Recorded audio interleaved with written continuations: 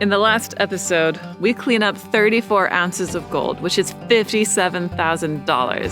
34.41. That is really good. 0.87 per hour. Yeah. That's our gold. Bro, that's gold per hour. That's better than That's almost ounce an hour. Oh my gosh. We got to go back, I think, to where we were before and probably go suck some sand up or something. 0.87 an hour, it's most definitely worth it. But when we make our way back to the hotspot, there's another dredge parked on it, sucking up all that nice gold, and we're back to prospecting. What we were kind of suspecting was going to happen at some point happened. The dredge that we've been working right here was still working when we left. At some point they came up and they just parked the dredge on the spot that we were working. So we went back to a place where Dan and I hit it hard last year. We got like 2 ounces an hour. So we were two very inexperienced gold divers when we dropped down here. My suspicion is that there's more gold here. Like we were sucking up great gold on very shallow overburden and clay. And then when we got into some stuff that would dig deep, we're like, oh, this isn't the stuff with gold, and we just left it. Well, now that we're more experienced, we've seen stuff that you can dig really deep on with great gold right on top. So Ross and I are gonna clean the top mat right now. So we got a fresh top box. I'm gonna get down there, and if there's some places that look unworked, I'll work that for a while. Ross can come in and check the top box and say, hey, you're on the gold or you're not on the gold.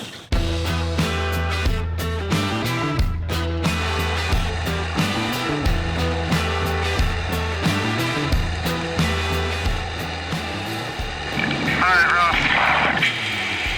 I think about some gold, but I'm not totally sure. Why don't you, box check? I'm gonna throttle down. While Ross does the hard work of shutting the motor down and checking the sluice box, Alex is down there waiting for the results. What's he doing down there? Looks like he's doing some kind of like gold mating dance or like underwater aquatics maybe? I don't know. He's like doing some he didn't do his calisthenics this morning, so he's kind of catching up. He's just swimming around. Look at him, he looks like he's amping himself up. He's just doing some stretches, doing some gold yoga. It's actually starting to look pretty good, man. I think it's starting to fill in a lot better. Oh, he's firing it back up. Okay, Alex is going back to the nozzle now, getting back to work. Yeah, I think you're Ross something. It's a little hard to get to sometimes. It's kind of bouldery. You're gonna be a professional rock mover today. While Alex wraps up his mating dance or whatever's happening down there, Dan comes out to tend for Ross's dive. But there's a little bit of a problem with the dredge position. Alex, you were down there telling us that the best gold you saw was a little further north, but we couldn't move the boat any further north.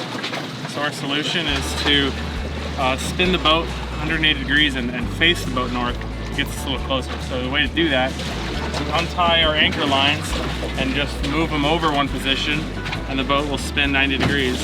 We've done that. Now we're gonna untie them and move them another position, and we'll be facing north.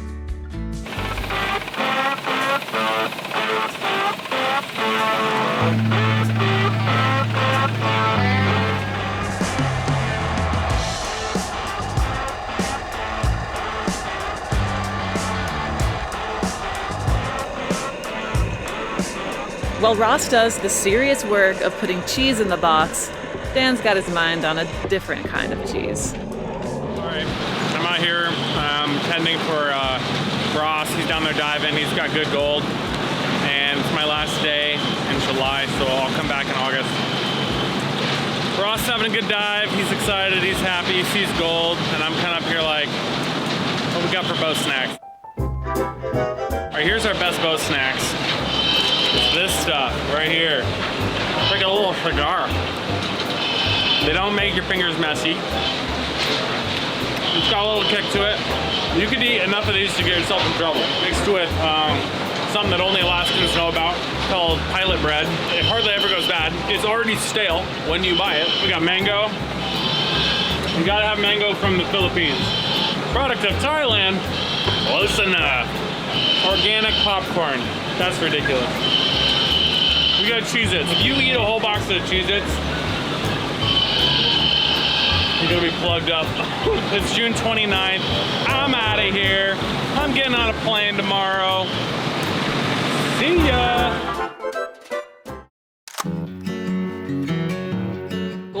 material is getting out, right? It's Yeah. getting out, probably not a lot, but it's getting out.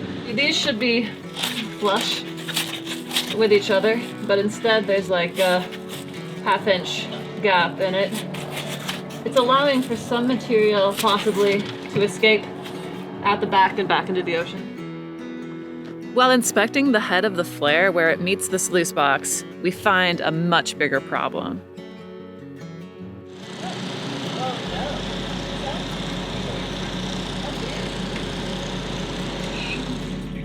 There's a hole in the jet, and that's where gold goes. The problem with being gold miners in the Bering Sea is that you're running a bunch of highly corrosive material plus salt water over metal for hours at a time, and that creates holes, and holes are where gold can go out. Also, it makes your suction a little bit less effective. So, yeah, we gotta patch that leak. There's a couple of fixes we can do now to get back mining tomorrow, but there's definitely some longer term work needed. Probably to pull the boat out. Theoretically, we're gonna redo this box, right? Maybe next season, maybe season after, who knows? I don't know. But not the jet and flare. But not the jet and flare. So the jet and flare's sand. Yeah. Then I wouldn't splash it. If we put splash zone in there and contaminate it, make it like so I can't get it all clean, it's gonna make it harder to do. That settled it. The jet is going to be a welding job if we want to do it right. But if the Bering Sea is calm, we have to mine, even if we're putting a little gold back in the ocean. It's just us and our dive team that works on this show. We don't fundraise and we don't ask for donations, but if you want to support the show, go to beringseapater.com. You can buy gold straight from our sluice box. Every dollar that you spend goes right back into making this show and to making our operation bigger and better. Next summer, we're gonna dive deeper, trying to find the untouched, unworked ground that's gonna put lots of ounces in our sluice box. We're going to invest in getting an underwater drone so we can get more amazing gold shots and diver shots. If you wanna support this show, if you wanna support us, go to beringseapater.com and check it out.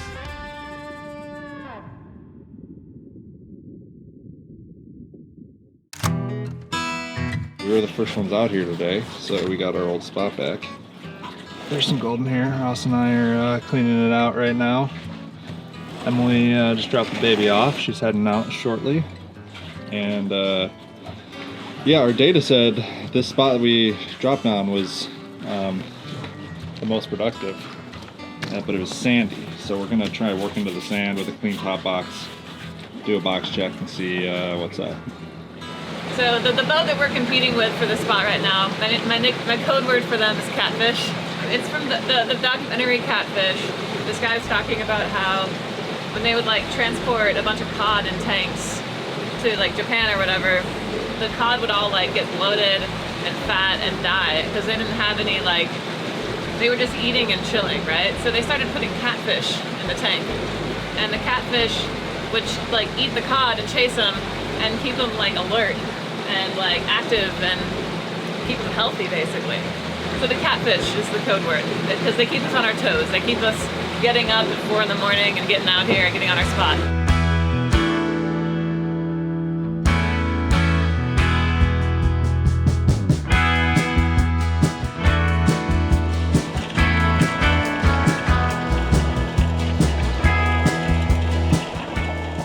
Well, we couldn't have executed this plan more perfectly because I literally dropped down like in the pit and like 2 feet away from the edge, basically, of the sand that I got to work into.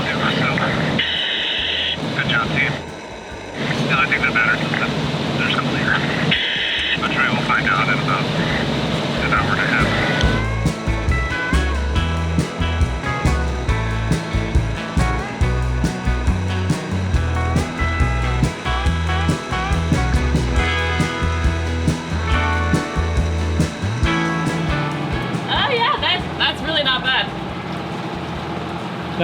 That's only an hour and a half.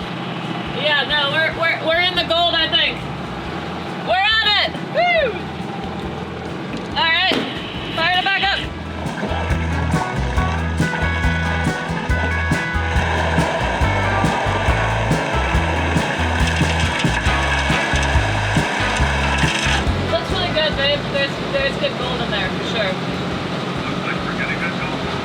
Yeah, no, it looks good to both of us. Alright. Yeah, keep sucking. It's getting in there for sure. For an hour and a half, it looks great. Okay. Yeah, that's not Woo! The sand is paying so far. It's awesome.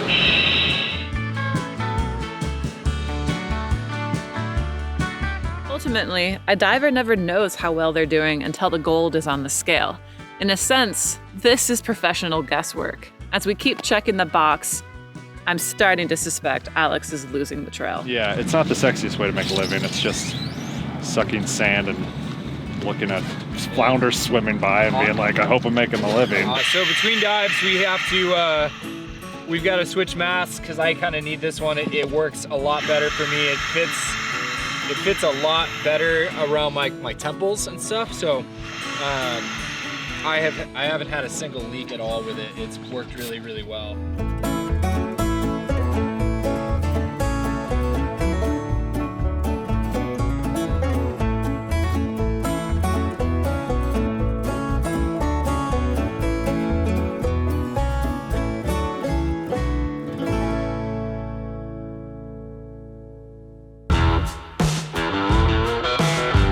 I'll be honest, I'm not super optimistic about this cleanup. If we do 0.6 an hour, I'll be pretty happy about it. We've been on gold, but it's been scrappy. We've been hunting for it, start, stop.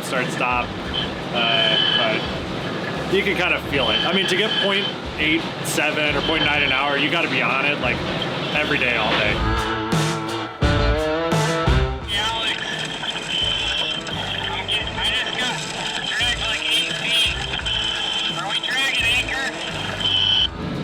Yeah, maybe. It looks like we pulled off our spot, but we're holding for now.